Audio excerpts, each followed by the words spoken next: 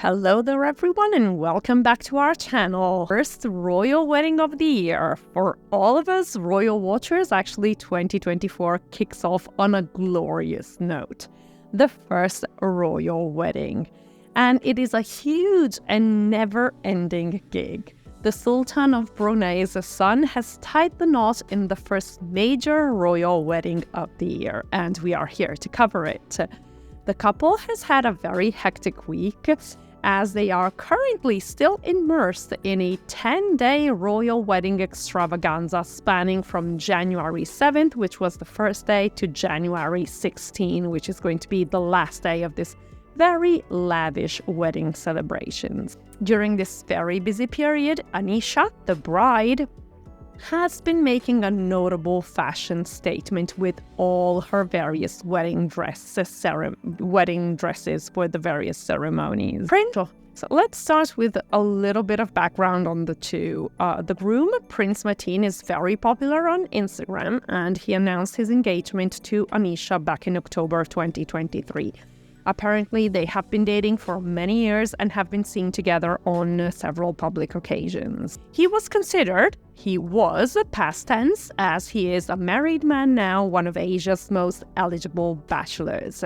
Anisha is the granddaughter of an advisor to the Sultan of Brunei, Mateen's father. She founded her successful fashion brand, which is called Silk Collective, and also co-owns a tourism enterprise called Authentirary. Now, let's dive into the details of this very long, lavish wedding celebrations and the dresses that the bride wore on the many ceremonies spanning the past 8 days. 2 more to go anyway, so watch this space for more on this royal wedding of 2024. If you like our videos, please remember to like, share, and comment. It's not a biggie for you, but it is actually super important for us. Also, subscribe to our channel and hit that bell so that you make sure that you don't miss any of our future videos.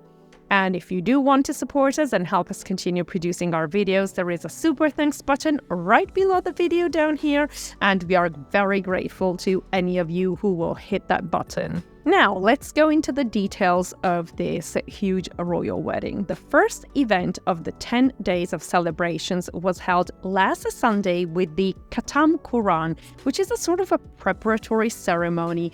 It's a proposal of marriage, basically. For this very traditional ceremony, the bride wore an extremely elegant traditional dress by Te Firdaus with some very fashionable modern highlights. The classic attire, so-called baju kurung, was in white and silver accents. The dress is made from tenunan, a woven fabric which comes from Brunei. And in this case, it was in a shimmering pattern enriched with intricate embroidery trimmings along the edges, and it also featured adorned sleeves and skirt trimmings. The designer, as said, is Te Firdaus from Malaysia, and he revealed that it took a month to pull this dress together, and they sort of had to wait for the fabric, which is called kain tenuan, to arrive from Brunei. The fabric is actually very special and very precious because it is lace made with gold and silver thread. To complement her ensemble, the bride adorned a white hijab, the veil, and wore a stunning diamond ring on her left ring finger.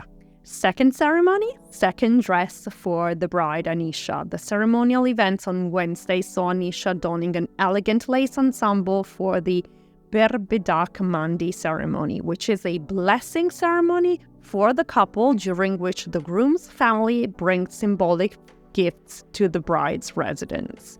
So the bride looked radiant in a white long-sleeved dress adorned with lace, and this is another Te Firdaus creation. The fabric is French lace, apparently bought in London. Micro pearls have also been sewn into the entire length of the dress, and according to the designer, it took 3 months to put this dress together.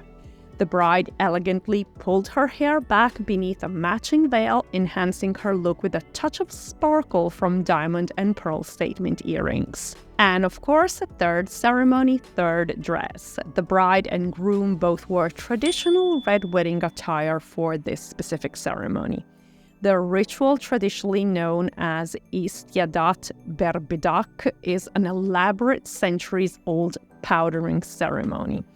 And it calls for close family members to bless the bride and groom by applying a special powder paste made of rice flour and essential oils to their hands for a happy, fertile, and wealthy married life.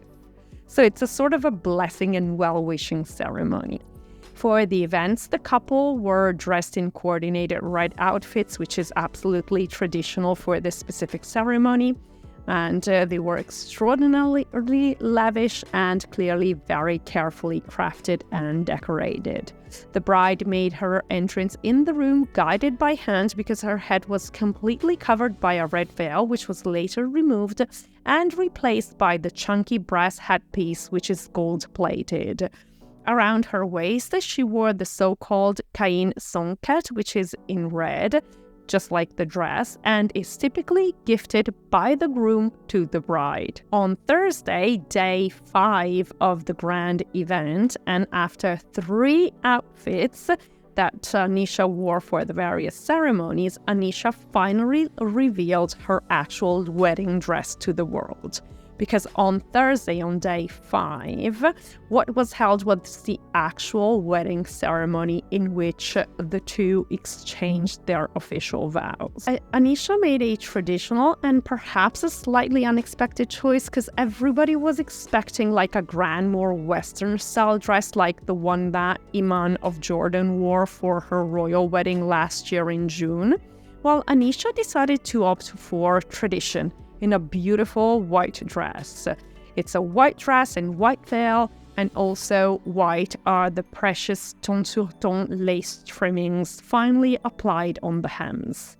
On Thursday, after the wedding's powdering ceremony, the couple also separately attended male and female only solemnization ceremonies. While today, on the 8th day of the 10 days of celebrations for this royal wedding, another ceremony took place. Let's not forget that Brunei is east, and so they're well ahead of us in terms of time of day. And as I said, there was another official ceremony, the so-called Sanding, which is the official wedding reception, which took place at Istana Nurul Iman Palace in Brunei's capital, Bandar Seri Begawan, this morning.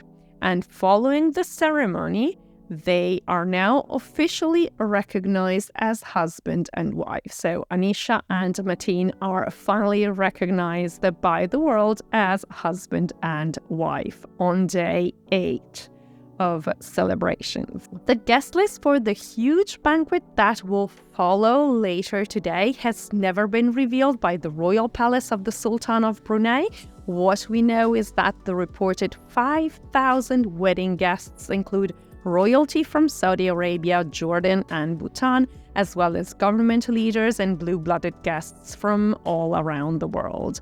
And we can actually wait to see them wearing their best frocks celebrating the newlyweds. There is also speculation around the presence of Prince William and Princess Catherine of Wales, since the Sultan of Brunei attended the royal wedding back in 2011. He attended the funeral of the late Queen Elizabeth and also King Charles's coronation in May last year. And let's not forget that Prince Mateen's father, the Sultan of Brunei, is the world's longest reigning monarch and one of the richest men on the planet. There will be more to follow on the banquet, the royal wedding banquet that will be held today during the day, and we will probably also be covering the final ceremonies of this very long royal wedding from Brunei. So hang in there, and thanks for watching this video. We hope you liked it. If you did, please like and share, and watch this space for more. Bye!